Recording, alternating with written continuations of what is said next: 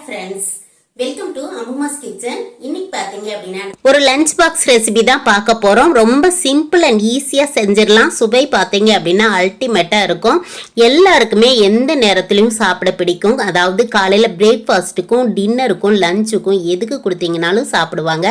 அந்த அளவுக்கு எல்லாருக்கும் ஃபேவரட்டான சாதம் தக்காளி சாதம் பிடிக்காதுன்னு சொல்றவங்களே இருக்க முடியாது. அந்த தக்காளி சாதம் எப்படி செய்யறதுன்னு பார்க்கறதுக்கு முன்னாடி நம்ம சேனல் இனிமே நீங்க சப்ஸ்கிரைப் பண்ணல அப்படின்னா சப்ஸ்கிரைப் பண்ணிடுங்க. பக்கத்துல இருக்கிற பெல் பட்டனையும் ஆல் ஆப்ஷனையும் கொடுத்துருங்க. அப்பதான் நம்ம வீடியோஸ் தொடர்ந்து வந்துகிட்டே இருக்கும். வாங்க வீடியோக்குள்ள போலாம். நம்ம இன்னைக்கு இன்ஸ்டன்ட் தக்காளி சாதம் தான் செய்ய போறோம். அதுக்காக சாதம் வடிச்சு உதிரா நல்லா ஆற வச்சிருக்கேன். அடுத்ததா ஒரு கடாய் வச்சிருக்கேன். கடாய் சூடானதுக்கு அப்புறம் 2 டீஸ்பூனுக்கு ஆயில் போட்டுக்கலாம். இன்னைக்கு நான் 2 பேர் சாப்பிட்ற அளவுக்கு செய்ய போறேன்.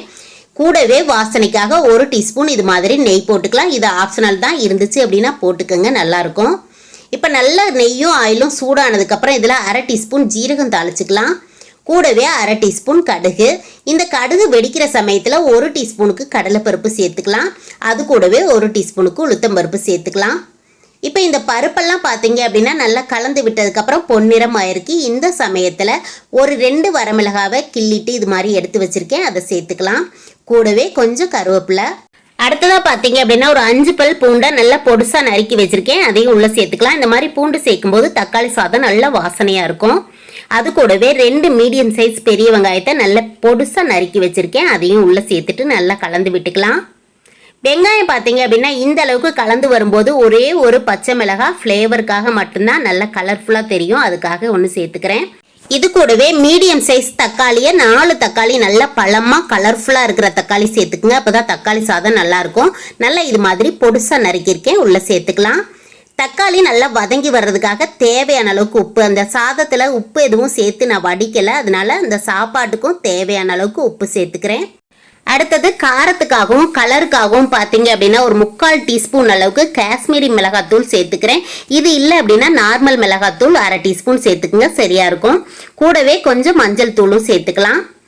சேர்த்துட்டு நல்லா கலந்து விட்டுறலாம். இந்த அளவுக்கு கலந்து வரும்போது பார்த்தீங்க அப்படின்னா இதில் கொஞ்சம் பெருங்காய பொடி சேர்த்துக்கலாம், நல்லா வாசனையாக இருக்கும். பிடிச்சிருக்கு அப்படின்னா சேர்த்துக்கோங்க. ஒரு 1/4 டீஸ்பூனுக்கு சேர்த்துருக்கேன். சேர்த்துட்டு நல்லா கலந்து விட்டு ஒரு 5 நிமிஷத்துக்கு மூடி வச்சுக்கலாம். கொஞ்சம் மீடியம் ஃப்ளேமில் வச்சுட்டு மூடி வச்சுக்கலாம். தக்காளியை வதக்கி விட்டு ஒரு 5 நிமிஷம் ஆச்சு. பாருங்கள், நல்ல எண்ணெய் தெளிஞ்சு நல்லா வதங்கி வந்திருக்கு. நான் ஒரு 2 தடவை இடையில வதக்கி விட்டேன். இந்த அளவுக்கு வதங்கி வந்ததுக்கப்புறம் இப்போ இதில் மல்லித்தலை தூவிக்கலாம். நல்லா எல்லாம் ஒன்று சேர கலந்து விட்டுட்டு அதுக்கப்புறமா நம்ம ஆற வச்சிருக்கிற சாதத்தை உள்ளே சேர்த்துக்கலாம். சாதம் பாருங்கள் நல்லா பலன்னு உதிராக இருக்குது. இதை நம்ம உள்ளே சேர்த்துக்கலாம். இந்த மாதிரி நீங்கள் குக்கரில் வச்சாலும் வடித்தாலும் நல்லா உதிராக வர மாதிரி பார்த்துக்குங்க, அப்போ தான் சாப்பாடு நல்லாயிருக்கும். இப்போ உள்ளே சேர்த்துட்டு நல்லா கலந்து விட்டுறலாம். அவ்வளோதான், நல்லா கலந்து வந்துருச்சு. கடைசியாக கொஞ்சம் கொத்தமல்லி தலையும் போட்டுட்டோம் அப்படின்னா நம்மளோட தக்காளி சாதம் நல்ல வாசனையாக ரெடி ஆயிடுச்சு. காலையிலே பிரேக்ஃபாஸ்ட்டும் லஞ்சும் நீங்கள் ஒன்றா செய்வீங்க அப்படின்னா இந்த மாதிரி சிம்பிள் அண்ட் ஈஸியாக செஞ்சு கொடுத்துருங்க. குழந்தைங்களும் விரும்பி சாப்பிடுவாங்க. அதே மாதிரியே ஆஃபீஸுக்கு எடுத்துகிட்டு போனாலும் நம்ம திருப்தியாக சாப்பிட்லாம். இந்த மாதிரி தக்காளி சாதத்தை நீங்களும் செஞ்சு பார்த்துட்டு எப்படி வந்துச்சு அப்படிங்கிறத கண்டிப்பாக கமெண்ட் பாக்ஸில் சொல்லுங்கள். பிடிச்சிருக்கு அப்படின்னா லைக் பண்ணுங்கள். நம்ம சேனல் இனிமேல் நீங்கள் சப்ஸ்கிரைப் பண்ணல அப்படின்னா சப்ஸ்கிரைப் பண்ணிவிட்டு நம்மளோட மற்ற ரெசிபிஸும் பாருங்கள். தொடர்ந்து அம்மாஸ் கிச்சனை பார்த்துக்கிட்டே இருங்க. ஆரோக்கியமான சமையலை செஞ்சுக்கிட்டே இருங்க.